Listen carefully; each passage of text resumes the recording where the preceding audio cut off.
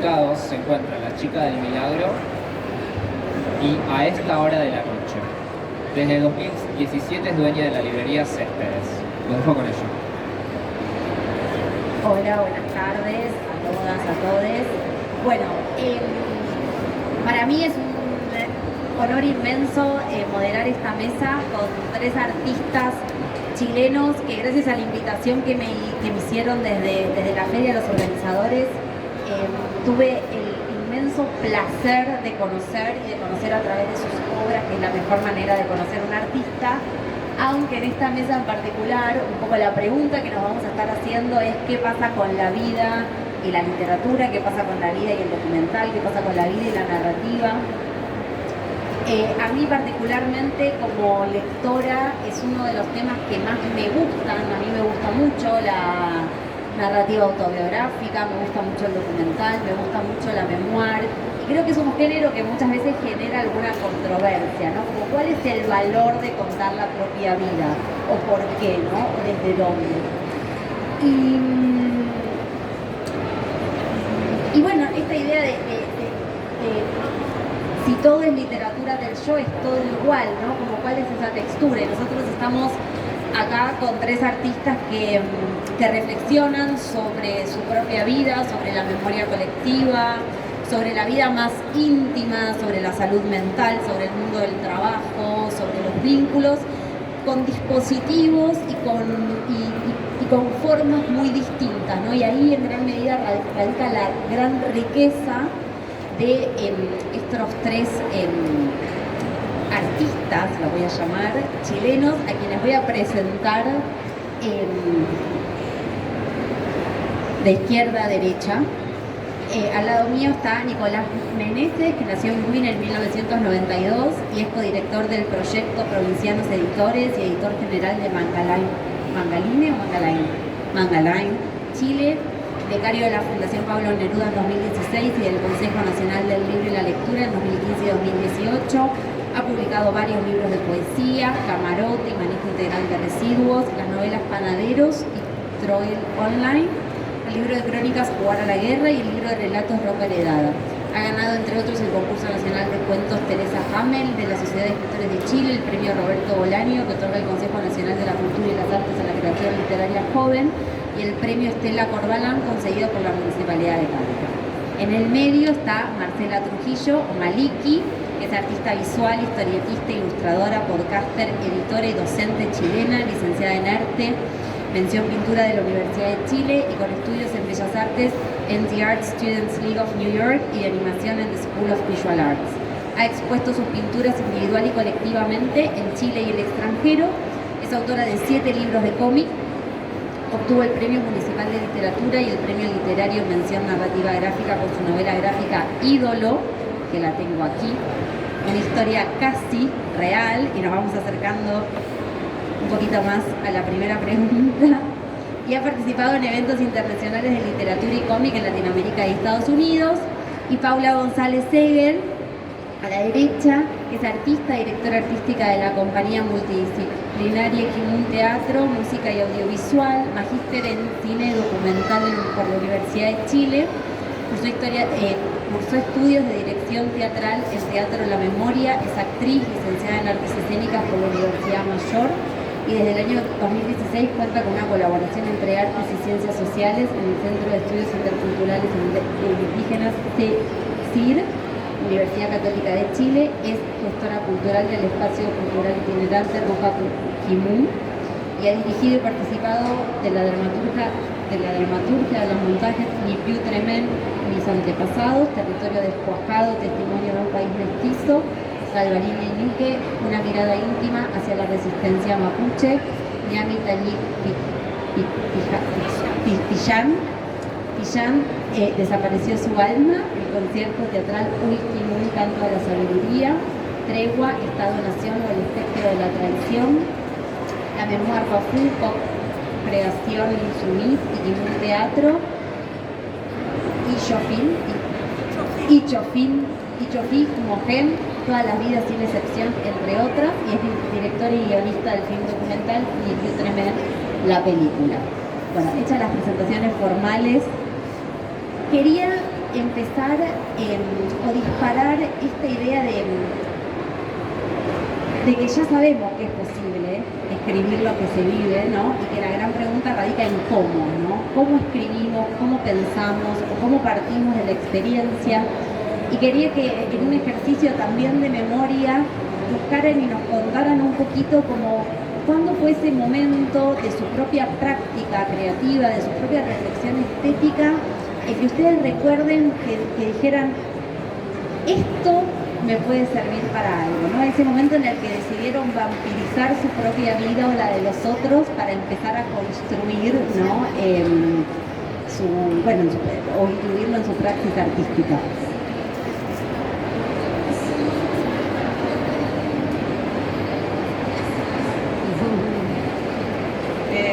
Marimari Compuche, Marimari Compulamiento, Cubolui, Incheta Paula González Seguel Piñén, Incheta Mapuche Mien. Hola a todos, a todas, a todos. Soy Paula González, directora teatral. Soy mapuche por parte de madre, de abuela. Y por ese origen es que comencé a mirar la biografía. Durante toda mi infancia, mi abuela, que es mapuche, que emigró del campo a la ciudad en los años 40 y algo, ella negó completamente su identidad mapuche producto de la discriminación y de las violencias históricas que se han vivido tanto en Chile como en Argentina hacia el pueblo mapuche. Entonces, para mí, en mi adolescencia yo no tenía conocimiento que era parte de un pueblo, solo tomé conciencia cuando tenía como de 14, 15 años, porque viajé al sur y tenía una tía que hablaba la lengua y me dijo, tú eres mapuche, y yo dije, ¿qué es esto? Como que ya soy mapuche, y ahí recién comencé como a tomar conciencia que pertenecía a un pueblo originario.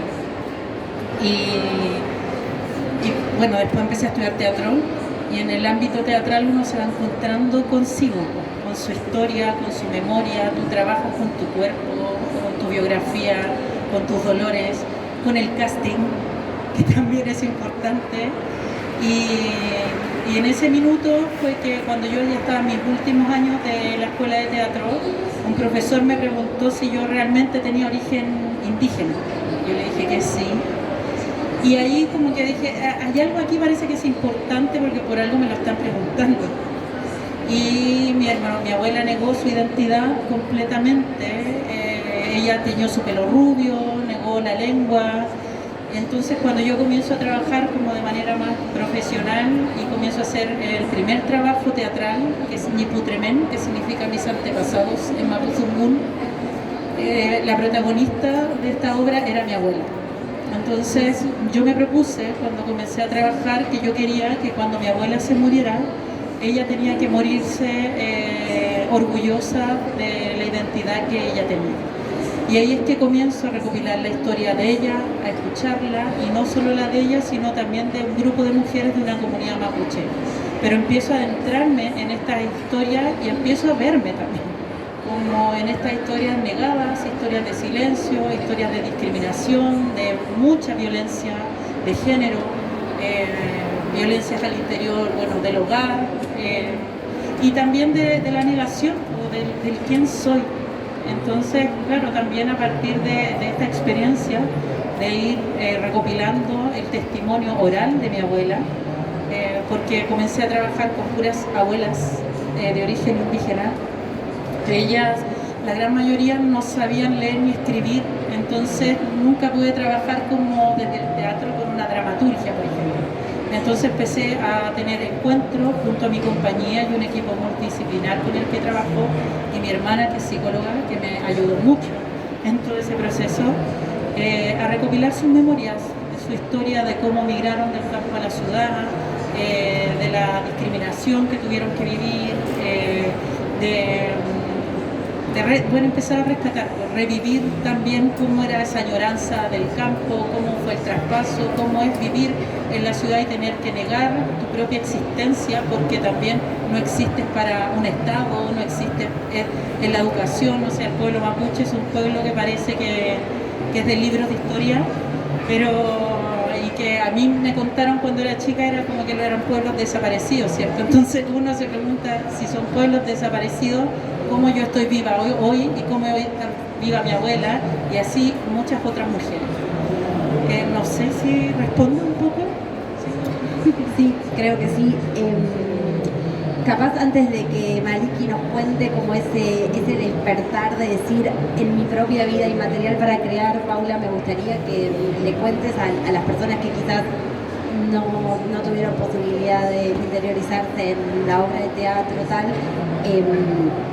bueno, esto, ¿no? Como cuál fue el desafío, porque si bien digamos, del panel, vos sos la única que trabaja como con las voces de los otros en el cuerpo de los otros, ¿no? Como que hay algo teatral y performático, que cuentes quizás un poquito eso, ¿no? Como los desafíos de trabajar con esas voces, de que ellas narren su propia historia y tal, y que cuentes un poquito y pongas en contexto, bueno, eso. Bueno, yo vengo del mundo de las artes escénicas, pero cuando comencé a dirigir, a crear, empecé a trabajar con personas que no provenían del mundo teatral, no con actores ni actrices. Entonces, en ese trabajo yo estuve alrededor de un año en una ruca mapuche. Ya las rucas son las viviendas tradicionales del pueblo mapuche que hay en Santiago de Chile, pero principalmente en las periferias.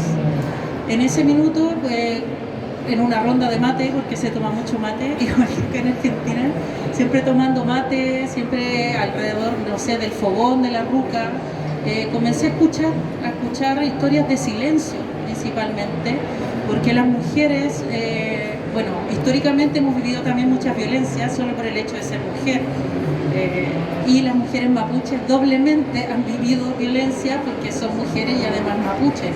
Entonces históricamente también había muchos silencios y yo empecé como con mucha paciencia a escuchar y me empecé a dar cuenta que no hacía teatro como todo el mundo, sino que empecé a hacer un teatro diferente que es teatro documental.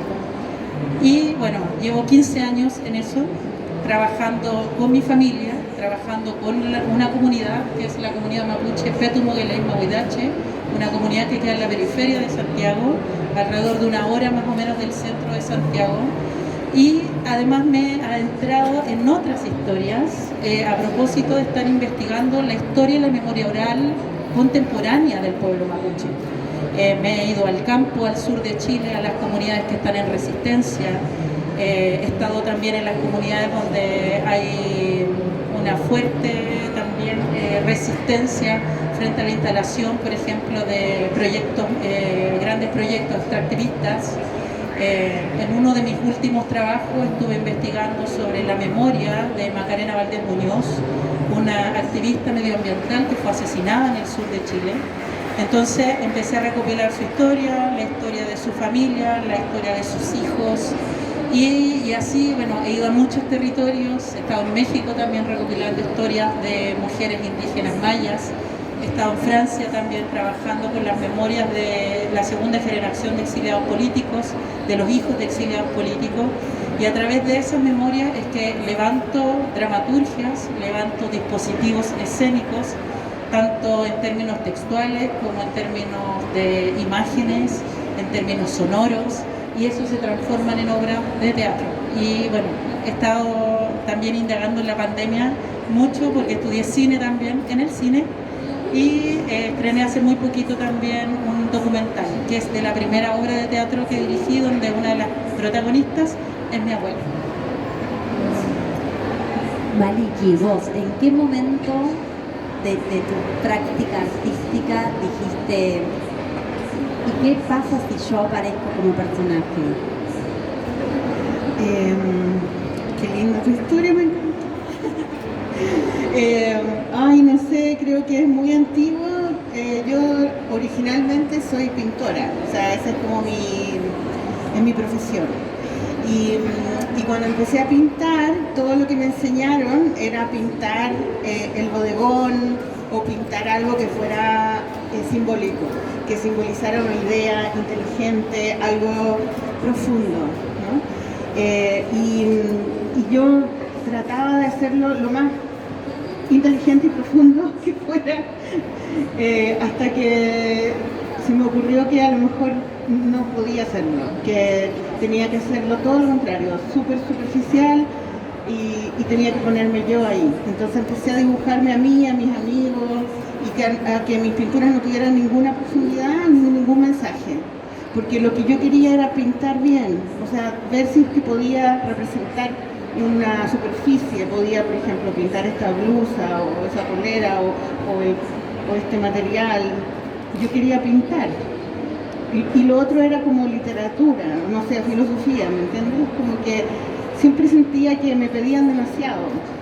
Entonces, esa fue la primera vez que me pinté a mí misma y empecé a usar fotografía y siempre me gustó pintarme porque sentía que era como que era un personaje, como una ficción, como una caricatura, como que podía mentir, no sé. Lo encontraba demasiado entretenido.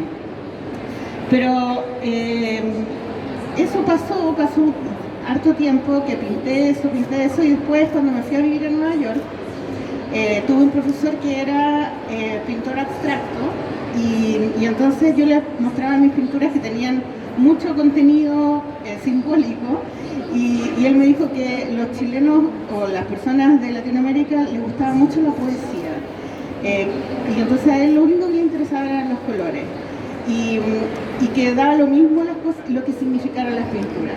Entonces que él solamente me iba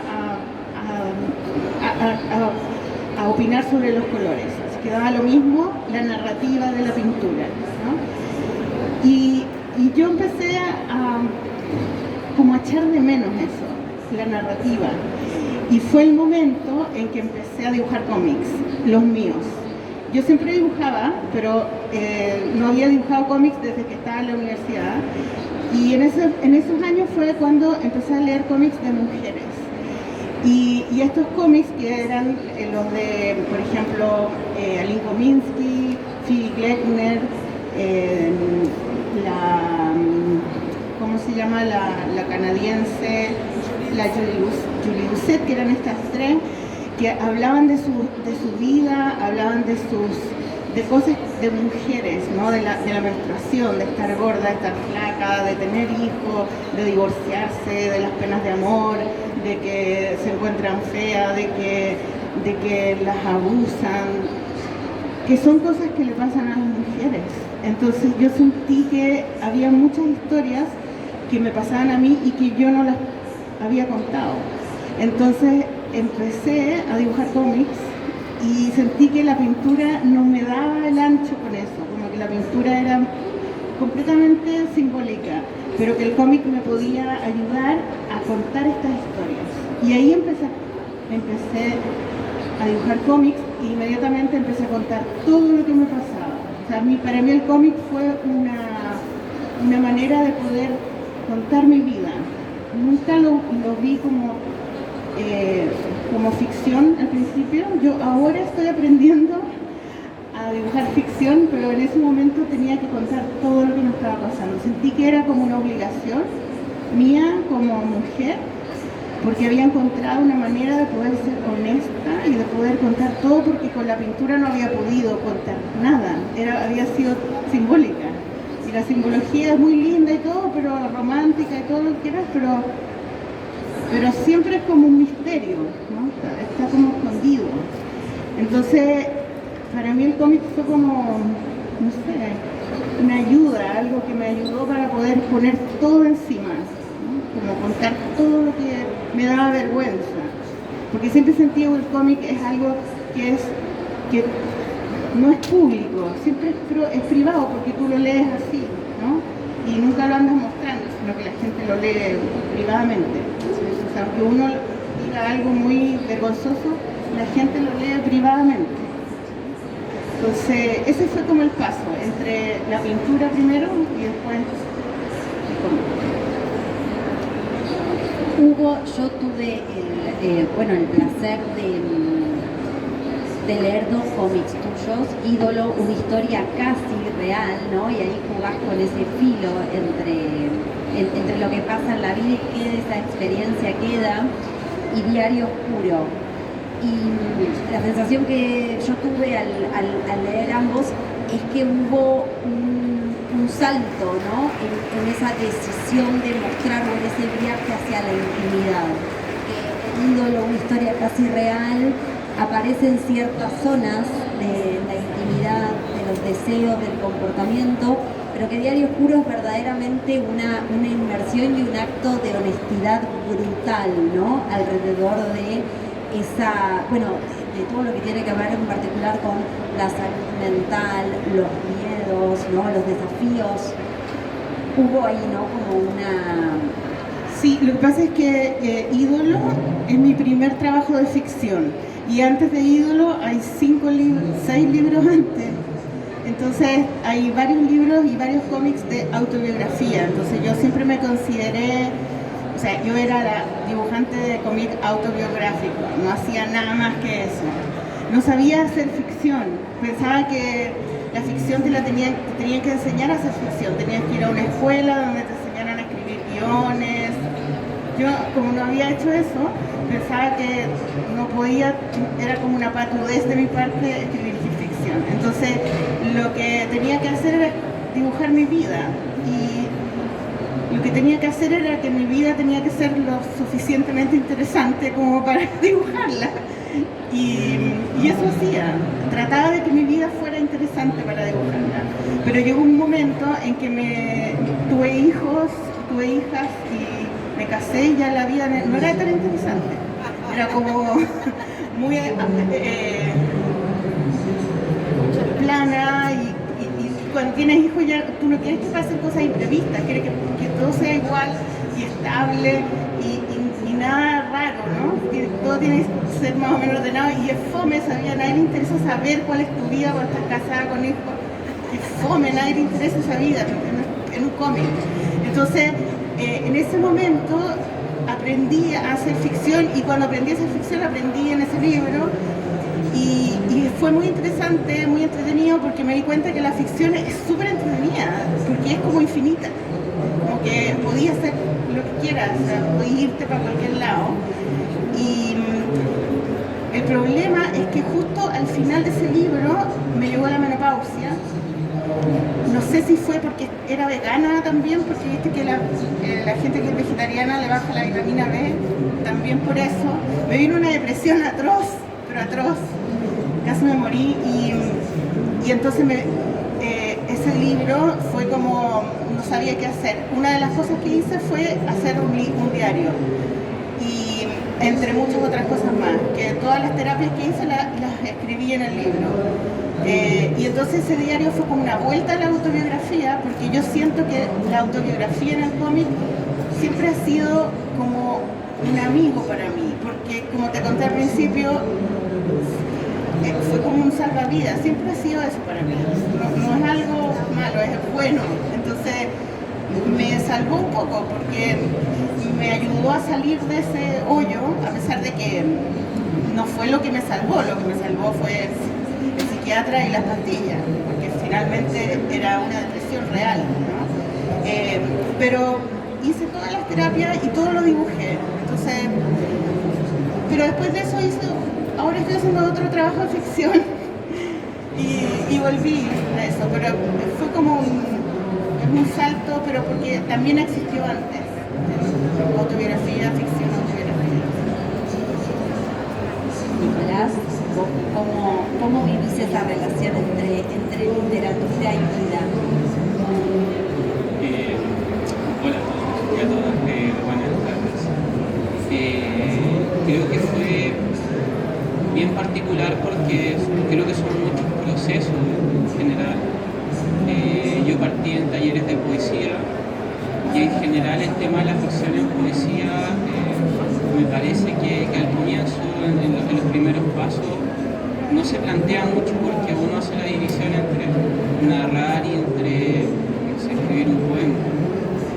Luego eso, cuando uno va leyendo y aprendiendo más cosas, como que se empieza a difuminar y uno entiende que la escritura en general puede hablar de la vida. Yo creo que fue básicamente por una cuestión de que lo que tenía más a mano y lo que era más accesible como material de escritura era la vida. Me gustaba mucho una escritura que jugaba con lo visual, con la imagen. Me gustaba mucho trabajar la escritura en base a recuerdos y mi primer libro, que no es Panadero, es un libro que se llama Camarote, que son poemas en prosa. En el fondo juegan con una idea de zapping, porque son puros recuerdos míos, de mi hermano y de mi abuela, cuando vivíamos con mi abuela, y en el fondo son un desorden de recuerdos que aparecen en las páginas, que no tienen un orden claro, que tratan de ser muy precisos, pero que al mismo tiempo entran como un espacio confuso. Creo que siempre entendí la escritura como un espacio confuso entre la vida y otra cosa más, que se puede llamar ficción, no sé. Y luego de esos ensayos, donde me sentí muy cómodo con ese libro, digamos, seguí escribiendo de eso, seguí escribiendo de mis recuerdos. Y creo que cada proceso fue distinto, no sé, en el caso de Panadero, digamos el libro más conocido, siempre me preguntan si yo fui panadero, y sí fui panadero, pero el personaje del libro no soy yo, partiendo que no tiene mi nombre, no se llama William Fuentes, pero todo lo que sucede en el libro, todo el mundo del supermercado, de los panaderos del supermercado en Chile, es mi experiencia trabajando en un supermercado. Y al principio, y esto digamos como que va a la pregunta directo, yo me planteé ese libro como un diario del supermercado. Y cuando lo estaba escribiendo me di cuenta que era muy aburrido repetir lo que vivía durante el día en un diario. Por lo tanto, metí el componente de ficción, que era una cuestión que a mí me llamaba mucho la atención en el Chile, digamos, neoliberal, que es que en ciertas áreas industriales hay trabajadores que buscan accidentarse para cobrar indemnizaciones y dejar de trabajar, lo que a mí me parecía monstruoso. Gente que se cortaba un dedo, se cortaba una mano para tener indemnizaciones millonarias y dejar de trabajar. A mí no me caía en la cabeza eso. Porque como el sistema laboral chileno es tan terrible que alguien prefiere, no sé, sacrificar 2 dedos de su mano para dejar de trabajar en una mina, por ejemplo. Entonces el personaje de Panaderos es un personaje que presencia un accidente muy terrible de su padre y entra a trabajar a la misma industria de su padre, pero con el trauma y la paranoia de que sus compañeros quieren accidentarse y que van a accidentarse en cualquier momento. Y que es una paranoia que yo tengo. Entonces, bueno, ahí salió la fórmula de la novela y funcionó. Pero... Nicolás recién decía usó la palabra